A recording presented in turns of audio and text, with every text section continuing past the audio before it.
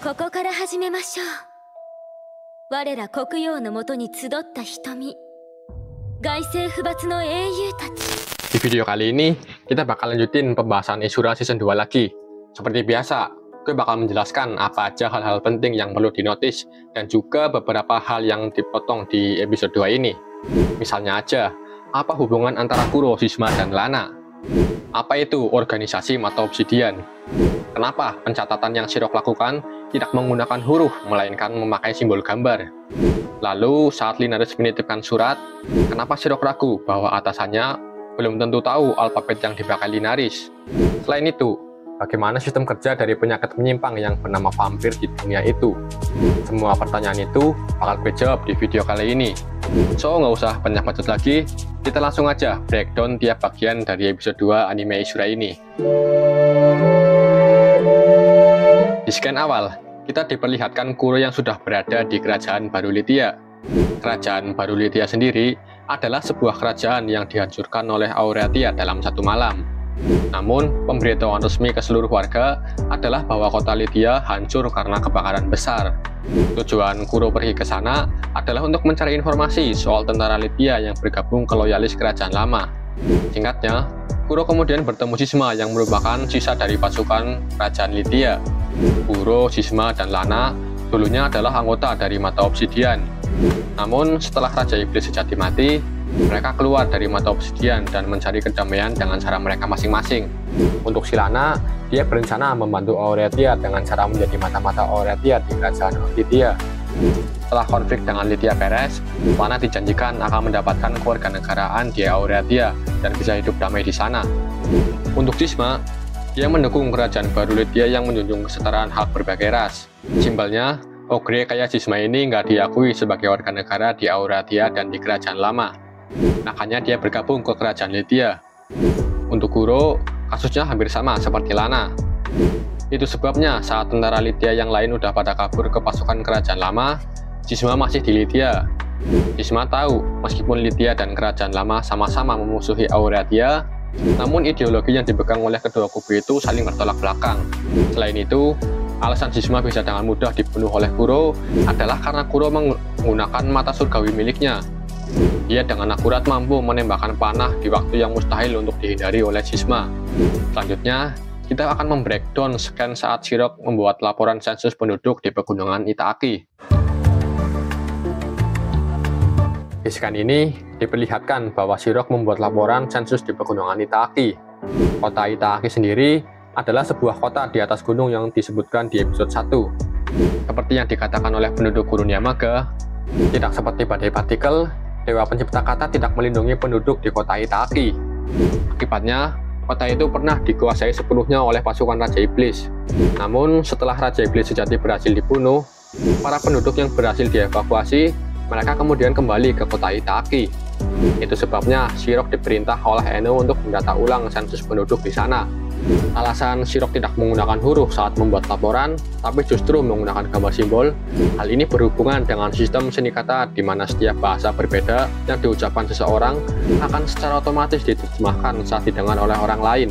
Hal ini menyebabkan sulit belajar dan baca tulis di sana.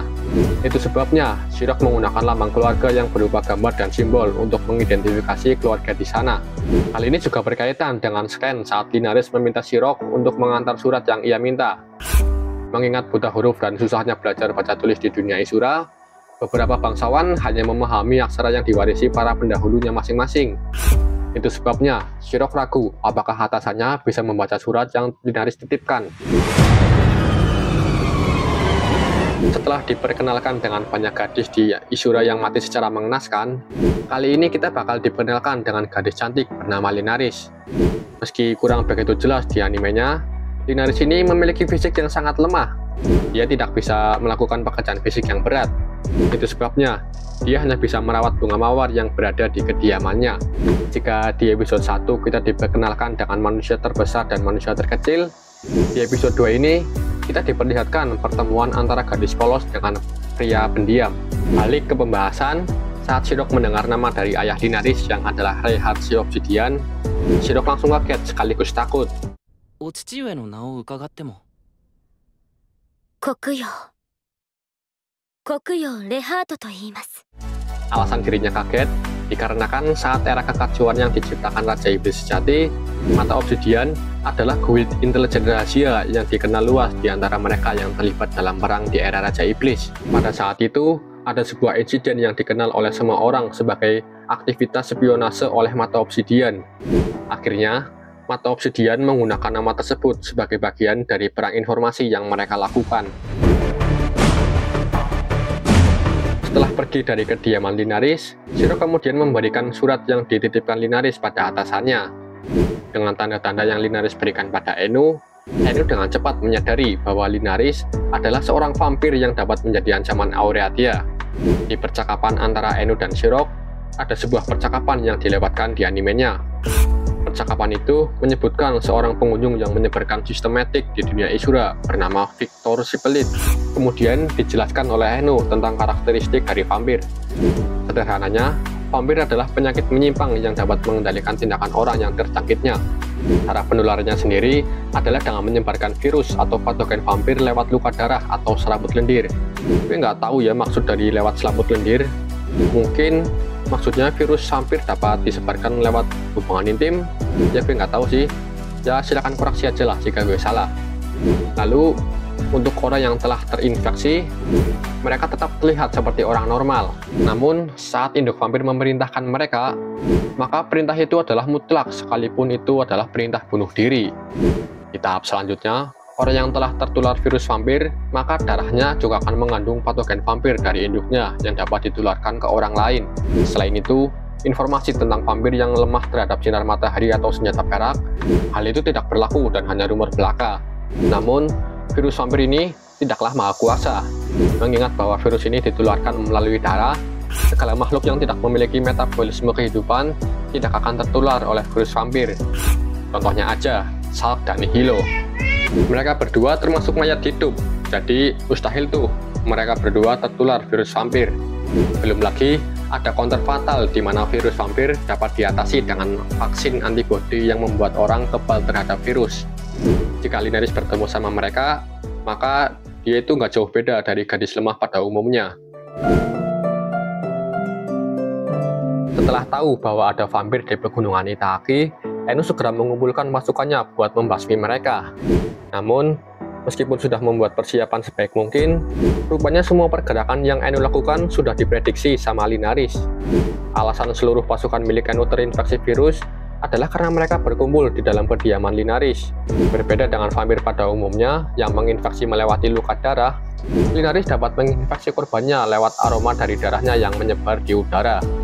Karena berada di ruang tertutup seperti kediaman milik Linaris, akibatnya virus vampir miliknya dapat dengan mudah tersebar ke para pasukan milik Enu.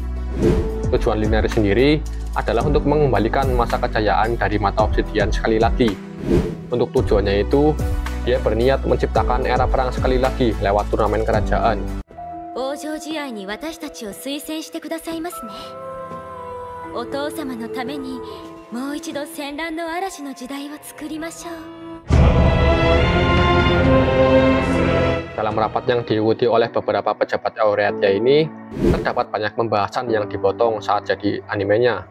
Informasi penting yang pertama adalah bahwa Aureatia dan Kerajaan Lama sama-sama mengetahui tentang jalur body particle lewat transaksi dengan pedagang senjata, yaitu anak berambut abu-abu. Di rapat saat ini, Zelki sadar bahwa anak berambut abu-abu sedang menaruh kayu bakar di antara Aureatia dan Kerajaan Lama. Dia juga menganggap bahwa keberadaan anak berambut abu-abu berbahaya bagi Aureatia. Di sisi lain, saat terdapat ancaman dari body particle di rapat itu, seharusnya Aureatia juga akan mengurus ancaman lain yang mungkin akan beraliansi dengan Kerajaan Lama, yaitu Kota Bebas Okahu.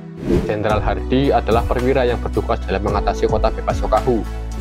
Selain itu, seperti di dalam animenya, di sini Enu menunjukkan bahwa dia akan mensponsori seseorang yang telah membantunya dalam membasmi mata obsidian.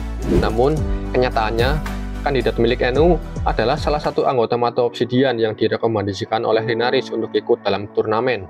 Ini adalah kasus di mana peserta mengendalikan sponsornya dan dapat memerintah sponsornya dengan bebas. Oke Wir, mungkin cuma itu aja pembahasan di episode 2 ini. Kalau kalian ada pendapat atau info tambahan soal episode 2 ini, silahkan tulis saja di kolom komentar.